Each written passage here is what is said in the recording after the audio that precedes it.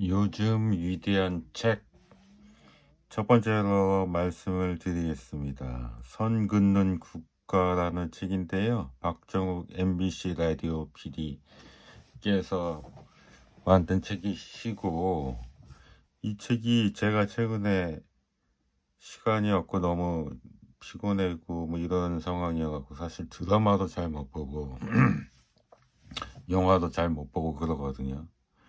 뭐 시간에 여유가 없다 보니까 그러다 보니까 책은 더더욱 멀리한 지 꽤 오래됐거든요. 근데 드라마 같은 경우 있잖아요.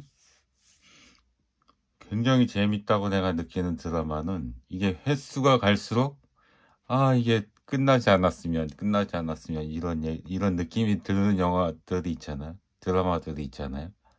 굉장히 재밌으면 그렇게 느끼잖아요. 어떤 재미없는 것들은 왜 이렇게 안 가니 그렇게 느끼지만은 굉장히 재미있는 드라마 영화들은 안 끝났으면 제발 좀 더 오래 갔으면 더 오래 있으면 이런 느낌이 있잖아요.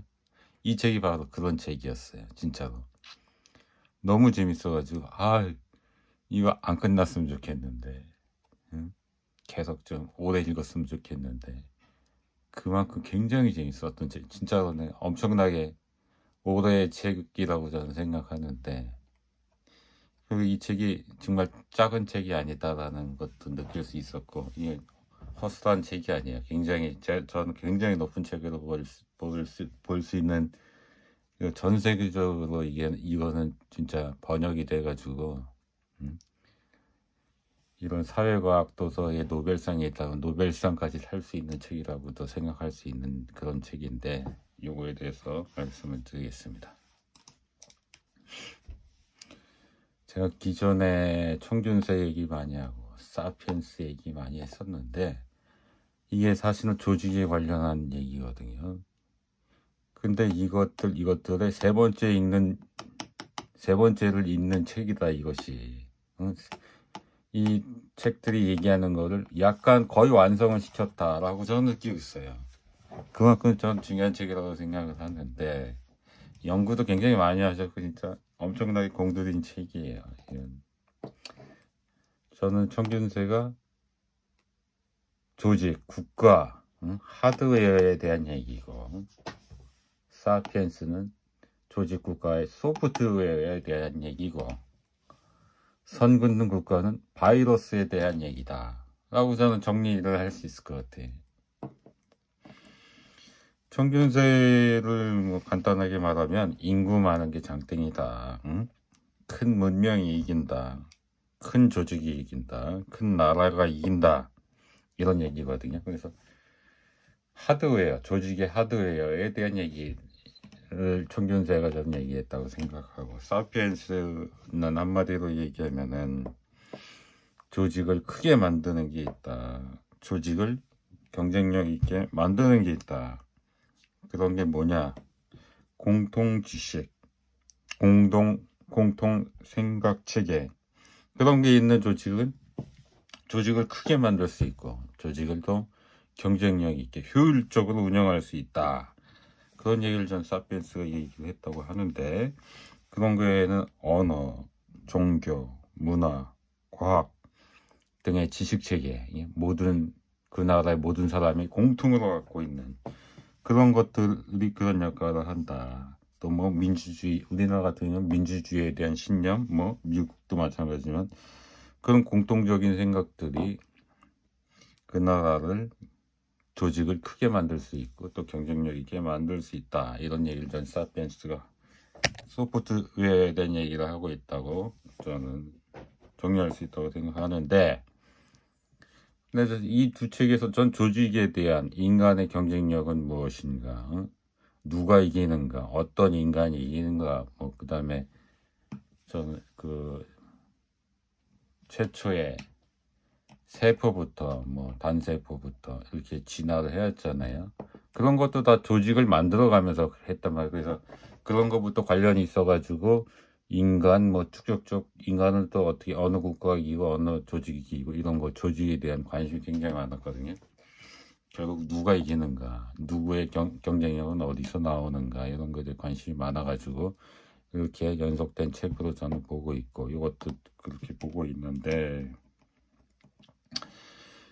이 책은 우리나라 같은 경우는 진짜 특이한 나라라고 지금 말씀을 하시는 거예요. 이분이 우리나라가 굉장히 특이한 나라다. 응? 우리나라 사람, 우리나라가 그냥 전 세계의 표준으로 생각하지만, 박정업 TV가 만든 이 책 말이에요. 인도, 파키스탄, 인도네시아, 말레이시아 등등을 이제 여기서 내용을 말씀하시고 우리나라에 대해서도 말씀하시는데, 우리나라가 굉장히 특이한 나라지, 우리나라가 세계의 표준이 아니라는 거예요. 세계의 그 중간에 있는, 공통적으로 우리가 그런 모습이 아니라는 거예요. 우리나라가 굉장히 특이한 나라였다라는 거고, 그리고 여기서 선 긋는 국가라고 되어 있잖아요. 우리나라는 선이 없다는 거죠. 이 선은 차별, 나와 다른 누구, 이렇게 선을 긋는다라는 거예요. 나와 다른 넌 나와 다르다. 이런 선이 우리나라는 거의 없고, 근데 그에 반해 다른 나라들은 엄청 많다는 거예요. 차별을, 그래서 자꾸 차별을 두는 거지. 선이 자꾸 여러 개 그어졌기 때문에 두 개만 그어줘도 두 개가 있잖아요. 또 하나 그으면 네 개가 있잖아요. 이러면은 서로 차별을 둬가지고 서로 기회를 박탈한다는 거지. 이 책은 차별에 대한 얘기고, 기회 박탈에 대한 얘기예요. 이 나라에 있어서. 우리나라는 근데 그에 반해서 선이 없었다. 진짜. 이거 지대하고도 관련이 있어요. 사실 동아시아 맨 끝에 있는 나라이기 때문에 문명이라는 게 서쪽에서 동쪽으로 계속 이동을 했단 말이에요. 그리고 우리나라 또 북쪽에 산이 많이 있고, 외부에서 우리나라 침략하는 게 굉장히 어렵고, 그 다음에 삼면이 바다여서 삼면으로 또 보호를 받고 있고, 이런 거, 이 지대하고도 굉장히 관련되어 있는데, 또 지리책을 최근에 읽고 있는데, 정말 이걸 또 얘기할 수 있을지는 모르겠어요. 이 책도 중요한 책이라 얘기를 해야 될 것 같긴 한데, 그래서 우리가 3000년 이상의 중앙 집권 국가였거든요. 그것도 지대와 관련인 거예요, 이게. 그래서 우리나라는 예전부터 굉장히 이 선이 뭐냐면, 우리나라는 거의 3000년 이후부터 한 종족이었거든요. 한 민족, 한 종족. 우리끼리는 서로 다른 종족이 없어. 근데 외국에, 여기도 말씀드린 인도, 파키스탄, 인도네시아, 말레이시아 대부분 보면은 하나의 종족으로 이루어지지 않았어요. 그래서 종족이라는 차별이 있고, 또 종교라는 차별이 있어요. 기독교냐, 힌두교냐, 이슬람교냐. 신분제도 많이 남아있는 것도 있죠. 카스트, 그런 것도 있고. 또 지주제, 그 토지개혁도 이게 대부분 다 실패를 해가지고, 또 이들이 다 기득권 세력으로 계속 남아있어가지고, 기회박탈이 계속 있었다는 거죠. 자기네들만 잘 사는 거고. 지주제가 철폐가 되지 않았다. 기득권들이 굉장히 그 나라 수립 이후로 계속 원래 있던 기득권들이 계속 남아있다. 근데 우리나라 같은 경우는 하나의 민족이었기 때문에 나와 다른 종족을 차별하는 선이 없었죠. 그 다음에 우리나라 또 종교라는 또 선이 없어요. 기독교가 우선이어서 불교를 탄압하고, 불교가 우선이어서 기독교를 이런 게 전혀 없죠. 그 다음에 신분제는 예전에 철폐가 됐지만, 또 중요한 게 토지개혁, 지주제인데, 지주제가 살아있으면 거의 신분제가 살아있다고 볼 수가 있다는 거예요. 형식상 신분제가 사라지는 거지. 지주제, 토지개혁이 되지 않으면 그 상하관계가 유지가 된다는 거죠. 그래서 신분제가 거의 실질적으로는 사라지지 않을 수 있다라는 건데, 그게 또 우리나라 역학관계상 남북관계 대립, 그 다음에 전쟁이라는 그 외부 위협, 그리고 또 여기서 말하는 하나의 국가, 중앙 집권 국가가 3,000년이라는 또 이렇게 긴 역사를 가진 지리적 특성, 이건 저는 지리가 굉장히 중요하다고 생각하는데, 그래서 중앙 집권 국가가 3,000년이란 경력이 있어서 또 뚝심 있게 밀고 나가는 내부 힘과 외부의 또 위협, 이것 때문에 지주제가 철폐가 됐다. 지주제 철폐가 된 아시아 나라는 진짜 없다.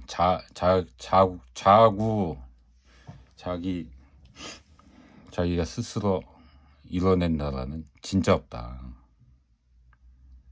그래서 한국의 발전은 그 나라가 만들어지고 한국 전쟁이 끝나고 이 무렵에는 모두가 동등한 선상에 있었기 때문에 국민 모두가 출발선이 똑같았다. 그래서 모든 국민이 나도 앞서 나갈 수 있다. 이런 동등한 기회가 주어졌다는 거죠. 저는 동등한 기회가 굉장히 중요하다고 생각해요. 동등한 기회가 나라의 발전을 이루는 핵심 경쟁, 그게 무조건 있어야 된다. 그거를 굉장히 생각을 많이 해오고 있었거든요. 손흥민이라든가 중국의 축구라든가 그다음에 배드민턴에 누구죠? 배드민턴 체육협회 사건 등등 있었잖아요. 이게 세계적인 선수들이 나오는 이유는 기회를 주었기 때문이거든요. 중국 축구회가 이렇게 엉망인 거는 기회를 주지 않았기 때문에, 누구한테? 최고의 선수한테 기회를 주지 않았기 때문에. 세계 1등, 우리나라 1등, 중국 1등 축구 선수 자질이 있는데 걔한테 뛸 기회를 안 준 거죠. 선수가 될 기회를 뺏은 거죠. 그러면 어떻게 세계적인 선수가 나오겠어요? 우리나라의 발전선은 기회의 균등에 있다. 기회 균등을 쉽게 말하면 우리나라 1등이 되는 선수한테 그 선수가 뛸 수 있는 기회를 주는 것이다. 그게 제일 중요한 내용이다. 그거를 할 수 있기 때문에 주식시장 제도도 만들어야 되고, 저는 그렇게 생각해요. 그거에 맞춰서 교육 제도도 그런 목표로 가야 되고, 능력 있는, 특히 최고의 능력 있는 애들이 그라운드에 뛸 수 있는 기회를 주는 것, 그것이 제일 중요하고, 또 기본적으로 동등한 기회를 주는 것, 그건 두 번째라고 생각하는데, 그것도 굉장히 중요하고, 요즘 이시에서도 나오지만 요즘 젊은 세대들이 아이를 낳지 않는 것에 대한 원인이 바로 여기 있다고 또 말하는 거예요. 기회 균등이 있지 않다. 그러니까 우리 부모의 세대에 비해서 얘기를 하는 거예요. 부모의 세대는 50년대, 60년대는 출발 선상이 같았는데 지금은 출발 선상이 같지 않다는 거죠. 그래서 약간 경제적으로 또는 환경이, 나는 100m 출발 선상에서 지금 뒤로 한 100m 뒤로 가 있다. 이렇게 느끼는 사람들은 내 자식들에게 그런 더 나쁜 쪽으로 갈 수 있잖아요. 출발 선상에 더 뒤로 갈 수 있잖아요. 그럼 굳이 애를 내가 낳아야 되겠느냐.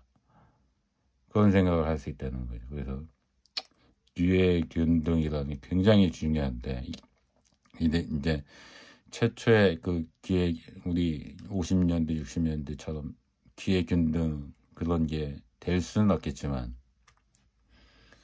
그래도 그게 중요하다는 걸 인식하고 그걸 그래도 만들어 나가려고 해야 우리나라가 다시 좋은 나라가 되지 않겠느냐. 인구 문제도 분명히 있는 것 같아요. 이런 얘기를 하고 있는데, 이제 바이러스죠. 왜 바이러스냐면 조직이 잘 되고 경쟁력 있게 하는 것들이 있는데 그거를 망치는 것들이 있다. 국가 내부. 그게 선이라는 거죠. 차별, 기회 박탈, 이런 거죠. 이상입니다. 얘기하다 보니 엄청 삐뚤어졌네.